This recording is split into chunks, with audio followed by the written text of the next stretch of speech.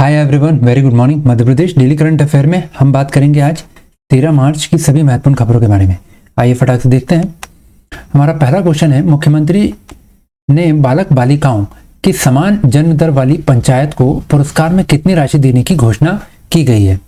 बात की जाए इस न्यूज़ की तो देखिए, आज मुख्यमंत्री शिवराज सिंह चौहान ने जो ऐसी ग्राम पंचायतें हैं जहां पर आपका जो बालक बालिकाओं की जन्म दर जो है वो समान है, तो ऐसी ग्राम पंचायतों को 2 लाख रुपए की राशि देने की घोषणा की है। तो इसका सही आंसर होगा आपका 2 लाख रुपए। पॉइंट क्लियर है।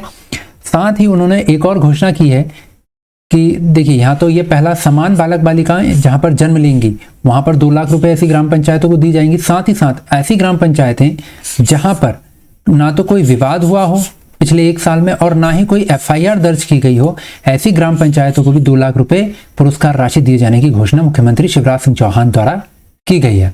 पॉइंट क्लियर है। तो आपको राशि याद रखना है, ठीक है, कि कितनी राशि देने की घोषणा की गई है पुरस्कार स्वरूप। तो 2 लाख रुपए किसको? ऐसी ग्राम पंचायतें जहां पर बालक बालिकाएं समान जन्म दर है, जहां पर मतलब जितने लड़के जन्म लेते हैं उतनी ही लड़कियां जन्म ले रही हैं, ऐसी ग्राम पंचायतों को 2 लाख रुपए पुरस्कार में देने की घोषणा की गई है। और साथ ही साथ अगर कोई FIR या कोई विवाद नहीं होता है ग्राम पंचायतों में पिछले 1 साल में, तो उनको भी 2 लाख रुपए दिए जाएंगे। बात करेंगे नेक्स्ट क्वेश्चन की। अगला क्वेश्चन है हमारा, हाल ही में अब रावतपुरा धाम में 3 करोड़ रुपए की लागत से निर्मित 85 फीट ऊंची आदिदेव शिव प्रतिमा का अनावरण किया गया। यह किस जिले में है? अब यहाँ पर बात हो रही है रावतपुरा धाम जो है ये किस जिले में स्थित है। तो बात की जाए इसके सही आंसर की, तो आपका जो रावतपुरा धाम है जहां पर 3 करोड़ रुपए की लागत से 85 फीट जो शंकर भगवान है आदिदेव शिव, उनकी प्रतिमा का अनावरण किया गया है, ये रावतपुरा धाम जो है वो आपका आता है भिंड जिले के अंदर। पॉइंट क्लियर है। तो इसके सही आंसर की बात करें तो सही आंसर क्या हुआ आपका? भिंड जिला। रावतपुरा धाम कौन से जिले में है? आपका भिंड जिले में। पॉइंट क्लियर है। ये रही शिव प्रतिमा। ये देखिए, शिव प्रतिमा का अनावरण किया गया है। अब बात करेंगे तो भिंड जिले के रावतपुरा धाम में 3 करोड़ की लागत से 85 फीट ऊंची, ठीक है, आप राशि याद ना भी रखें तो आप हाइट याद रखें, 85 फीट ऊंची, ठीक है, प्रतिमा है।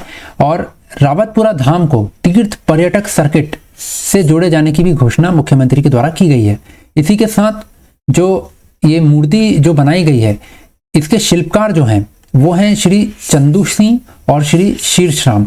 2 लोगों ने मिलकर लगभग 2.5 साल का समय लगा था इस प्रतिमा को बनाने में। तो श्री चंदू सिंह और शीर्षराम, इन दोनों ये मुख्य शिल्पकार थे। मतलब वर्कर तो और भी लगे, लेकिन मेन शिल्पकार कौन थे? चंदू सिंह और शीर्षराम। इनके नाम याद रखेंगे आप। प्रतिमा कितनी फिट है? 85 फिट। ये डेटा आपको याद रखना है एक। और रावतपुरा धाम कहां पर है? आपका भिंड जिले में। इतना पॉइंट क्लियर है। चलिए इसके बाद बात करेंगे नेक्स्ट क्वेश्चन की। नेक्स्ट क्वेश्चन है हमारा, हाल ही में किस जिले में एक जिला एक उत्पाद के तहत सुंदरजा आम का चयन किया गया है? अब देखिए, सुंदरजा आम जो है इसकी एक खासियत होती है कि सुंदरजा आम जो है वो आपका शुगर पेशेंट के लिए बहुत फायदेमंद माना जाता है।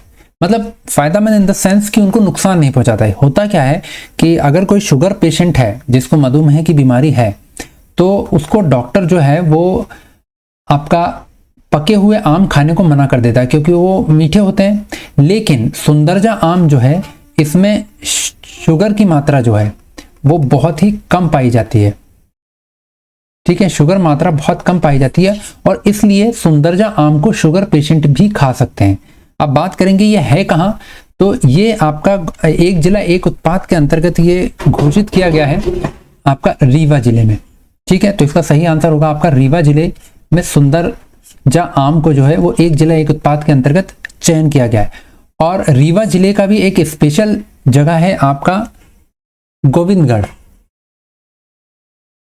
गोविंदगढ़ में खासकर आपका जो सुंदरजा आम है इसकी पैदावार की जाती है। पॉइंट क्लियर है। तो सुंदरजा आम एक जिला एक उत्पाद के तहत कहां चयनित है? रीवा जिले के अंतर्गत, ठीक है। चलिए इसके बाद आज 12 मार्च से, मैंने आपको कल के वीडियो में बताया था कि आज 12 मार्च को मुख्यमंत्री शिवराज सिंह चौहान के द्वारा जो आपका आज़ादी का अमृत महोत्सव जो है उसकी शुरुआत शौर्य स्मारक भोपाल से की गई है और नरेंद्र मोदी द्वारा साबरमती आश्रम अहमदाबाद से की गई है, जो नेशन वाइड शुरुआत हुई है आज़ादी के अमृत महोत्सव की। तो अब हम कोशिश करेंगे कि जो मध्य प्रदेश के स्वतंत्रता संग्राम से रिलेटेड, मध्य प्रदेश में किन किन स्वतंत्रता संग्राम सेनानियों का योगदान रहा है उनके बारे में हल्की सी डिटेल मैं आपको बताते जाऊंगा। तो आज हम एक स्वतंत्रता संग्राम सेनानी की बात करेंगे। तो आज हम बात करेंगे खाज्या नाइक की, ठीक है। तो अब देखिए इसमें आपको क्या क्या चीज़ें याद रखना है, इस पर थोड़ा सा ध्यान देंगे। तो इनके बारे में पहले थोड़ा सा जान लेते हैं। देश की आज़ादी में अपना सब कुछ न्यौछावर करने वाले स्वतंत्रता संग्राम सेनानी खाज्या नायक जो है वो आपके किस जिले से रिलेटेड है? वो आपके रिलेटेड है निमाड़ क्षेत्र से, ठीक है। निमाड़ क्षेत्र के सांगली गांव में श्री गुमान नायक के यहाँ इनका जन्म हुआ और 1833 में पिता श्री गुमान नायक की मृत्यु के बाद वे सेंधवा घाट जो है, सेंधवा घाट के नायक बने थे और जनजातीय चेतना के पहले प्रखर योद्धा थे जिन्होंने अंग्रेजों से सीधे युद्ध किया। बात करें 1857 की क्रांति की, तो 1857 की क्रांति के दौरान अंग्रेजों के विरुद्ध विद्रोह भड़का। तब खाज्या नायक जो है वो बड़वानी क्षेत्र से क्रांतिकारी नेता भीम नायक, जो भीमा नायक हम बात करते हैं, तो भीमा नायक के साथ मिल करके, एक्चुअल में ये भीमा नायक और बात करी जाए खाज्या नायक की तो भीमा नायक जो है वो खाज्या नायक के बहनोई थे। तो यहीं से खाज्या नायक जो है भीलों की सेना बनाकर निमाड़ क्षेत्र में अंग्रेजों के विरुद्ध विद्रोह का बिगुल फूका और अप्रैल 1858 में बड़वानी के पास अमाल्यापानी गांव में अंग्रेज सेना के साथ भील सेना की मुठभेड़ हुई, जहां पर खाज्या नायक के बेटे सहित बहुत सारे योद्धाओं जो हैं वो वीर गति को प्राप्त हुए। तो आपको यहाँ पर जो मेन फैक्ट याद रखने हैं, खाज्या नायक कहाँ से रिलेटेड है, तो ये आपके रिलेटेड है निमाड़ क्षेत्र से, ठीक है। पहला पॉइंट आप ये याद रखेंगे। दूसरा, 1857 की क्रांति में भीमा नायक के साथ मिलकर कहां पर, आपका बड़वानी के पास अमाल्यापानी में युद्ध हुआ था। इतनी चीज आप याद रखेंगे। किस क्षेत्र से संबंधित है? निमाड़ क्षेत्र से।